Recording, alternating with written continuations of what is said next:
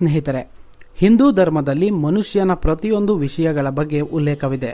ಅದರಲ್ಲಿ ಬಹುಮುಖ್ಯವಾಗಿ ಗಂಡ ಹೆಂಡತಿಯ ನಡುವಿನ ಕೆಲವು ಸಂಗತಿಗಳನ್ನು ಉಲ್ಲೇಖಿಸಿದ್ದು, ಗಂಡ ಹೆಂಡತಿಯಾದವರು ಇಂತಹ ದಿನಗಳಲ್ಲಿ ಇಬ್ಬರು ಕೂಡಿದ್ರೆ ದರಿದ್ರ ಕಟ್ಟಿಟ್ಟ ಬುತ್ತಿ ಎಂದು ಹೇಳಲಾಗಿದೆ.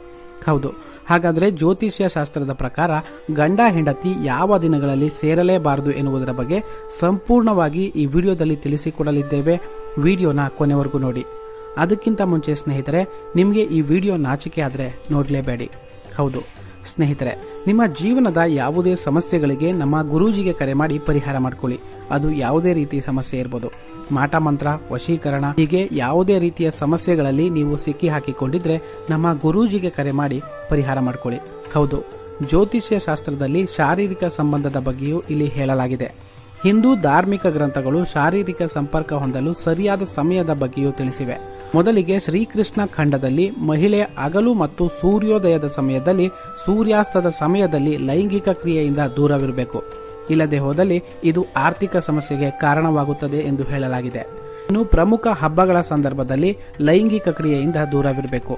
ಆ ಸಮಯದಲ್ಲಿ ಲೈಂಗಿಕ ಕ್ರಿಯೆ ನಡೆಸಿದ್ರೆ ಮುಂದಿನ ಜನ್ಮದಲ್ಲಿ ಕೀಟಗಳಾಗಿ ಜನಿಸಬೇಕಾಗುತ್ತದೆ ಎಂದು ಪುರಾಣಗಳಲ್ಲಿ ಉಲ್ಲೇಖವಾಗಿದೆ.